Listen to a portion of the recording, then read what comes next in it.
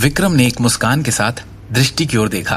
विक्रम ने कहा, मिसेस दृष्टि, तो मैंने कल वो डिजाइन आइडिया देखा जो आपने मुझे मेल किया था और मैं काफी प्रभावित हुआ। मेरे ऑफिस में आइए जिससे हम आपके डिजाइन के विवरण के बारे में बात कर सकें। जी धन्यवाद विक्रम सर, दृष्टि ने गंभीरता से कहा और फिर तान्या, दर्श और अन्य लोगों पर ध्यान नहीं देते हुए विक्रम ने आगे की चर्चा के लिए दृष्टि और शिवम को अपने कार्यालय में ले जाने की पहल की। तान्या ने गुस्से से भरे भाव से शिवम और दृष्टि की पीठ की ओर देखते हुए ठिठोली की। उसकी किस्मत उसका साथ दे गई। उसके टैलेंट के साथ वो ऐसे गहने डिजाइन करने की सोच भी कैसे सकती है जिसे चेयरमैन पसंद करेंगे। दर्श ने धीमी आवाज में कहा, अरे चेयरमैन को ज्वेलरी की बिल्कुल भी नॉलेज नहीं है, उन्हें गहनों के डिजाइन के बारे में कुछ भी कैसे पता चलेगा। उन दोनों को उम्मीद नहीं थी कि चेयरमैन विक्रम दृष्टि की मदद करेंगे और यहाँ तक कि उन्हें पूरे कार्यालय के सामने शर्मिंदा भी करेंगे। अपने बेकार डिजाइनों के लिए दृष्टि का सिर्फ उपहास करने के बाद तान्या को उतना बुरा नहीं लग रहा था जितना उसे कंपनी के इतने सारे हायर ऑफिशियल के सामने चेयरमैन ने दृष्टि के डिजाइन की जो तारीफ की उससे लग रहा था। डोंट वरी तान्या, दृष्टि के अनुभव के साथ ये एक चमत्कार ही होगा अगर चेयरमैन ने उसे अपने वर्तमान मानक के साथ इंटर्नशिप की पेशकश भी कर दी तो। नारंग परिवार के वरिष्ठ अधिकारियों में से एक ने दिलासा देते हुए कहा, चाहे कुछ भी हो जाए, दृष्टि को आखिरकार आपके ऑर्डर ही सुनने होंगे। डिजाइन विभाग के प्रबंधकों में से एक ने कहा, बिल्कुल सही तान्या, तुम कंपनी की मुख्य आभूषण डिजाइनर हो। जब समय आएगा तो तुम दृष्टि को सिखा सकती हो कि वास्तविक आभूषण डिजाइन क्या है। तान्या ने कुटिल मुस्कान के साथ कहा, कंपनी में अलग दिखने के लिए गहनों के डिजाइन पर भरोसा करना बस एक सपना है। उधर अध्यक्ष के कार्यालय में विक्रम ने व्यक्तिगत रूप से दृष्टि और शिवम के लिए कॉफी तैयार की और उनके सामने कॉफी के कप्स रखे। इतना औपचारिक होने की जरूरत नहीं है, प्लीज आराम से बैठिए। विक्रम अपनी सीट पर लौट आया और एक विनम्र अभिव्यक्ति के साथ कहा, मैं विश्व के राजा के डिजाइन से बहुत संतुष्ट हूं। मुझे आपसे जो ड्राफ्ट मिला है वो सबसे प्रभावशाली ड्राफ्ट्स में से एक है जिसे मैंने अब तक देखा है। Thank you Vikram sir.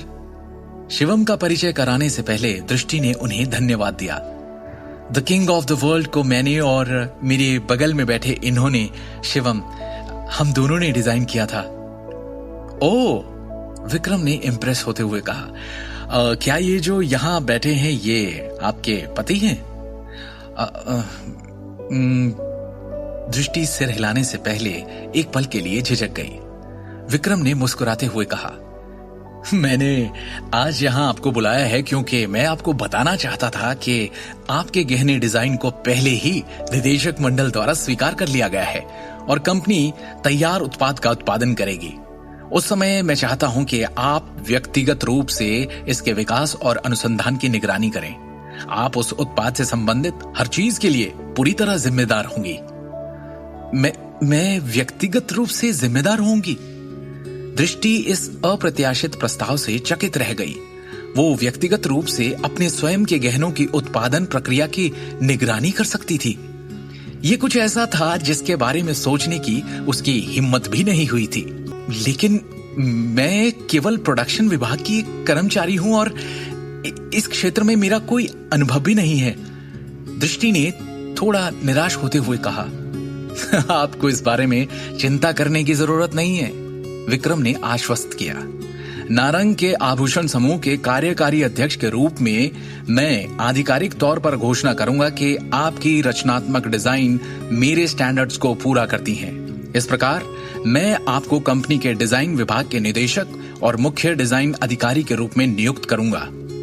Vikram ने स्पष्ट रूप से कहा, मैंने पहले ही डॉक्यूमेंट्स तैयार करवा लिए हैं, एक बार पढ़ लीजिए और अगर आप इनसे सहमत हैं, आपको सब सही लगता है तो इन पर साइन कर दीजिए और मैं निदेशक मंडल में आज और अभी ही इसकी घोषणा कर दूंगा। सच में, यदि आप चाहें तो आज ही आप निदेशक के कार्यालय में जा सकती हैं।